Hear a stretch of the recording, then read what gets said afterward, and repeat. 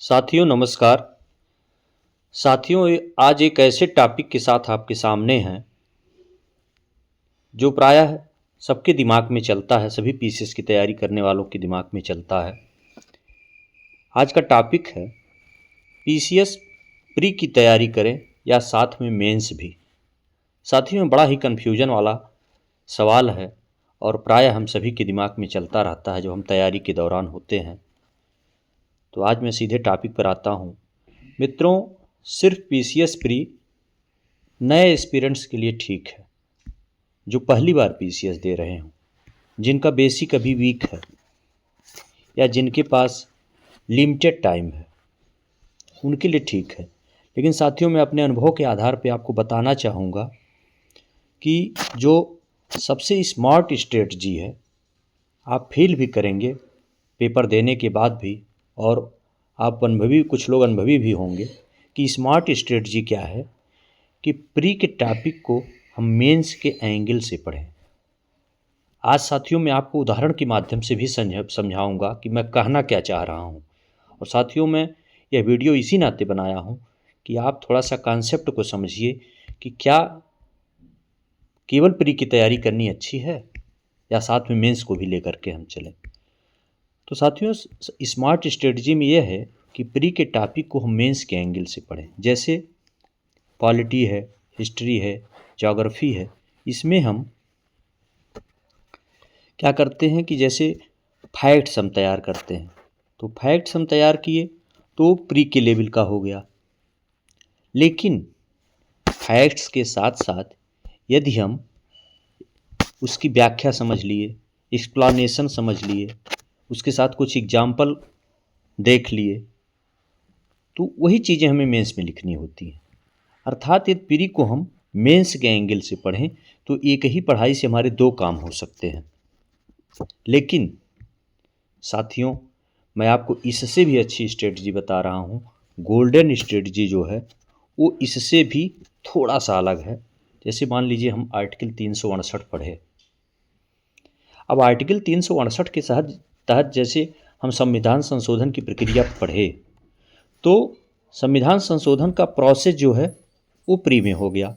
अब इसको हमको मेंस के एंगल से भी देखना है कि जैसे इसका बेसिक स्ट्रक्चर क्या है, इसके कुछ एग्जाम्पल हमारे क्लियर होने चाहिए कि किस किस संशोधन के दौरान आपको इस प्रक्रिया का पालन करना पड़ेगा।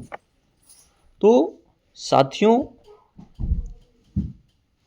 गोल्डन स्ट्रेटजी यही है कि हम थोड़ा सा डेप्थ में जा कर के पढ़ें।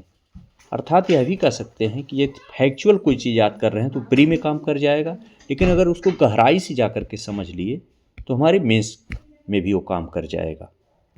तो तैयारी जब हम करें तो एक साथ दोनों की करें। सबसे बड़ी गलती जो लोग करते हैं, बिगेस्ट मिस्टेक जो है लोग करते हैं कि पहले प्री देखते हैं बाद में मेंस देख लेंगे। साथियों यह गलत है, 100% गलत है। क्योंकि जब आप प्री क्लियर करके मेंस में जाएंगे तो आप वहाँ आंसर राइटिंग अच्छे से नहीं कर पाएंगे। और एक चीज़ और जान लीजिए साथियों कि पीसीएस की परीक्षा जो है वो मेंस के आधार पे ही तय होगा कि पीसीएस में कौन सिलेक्शन लेगा।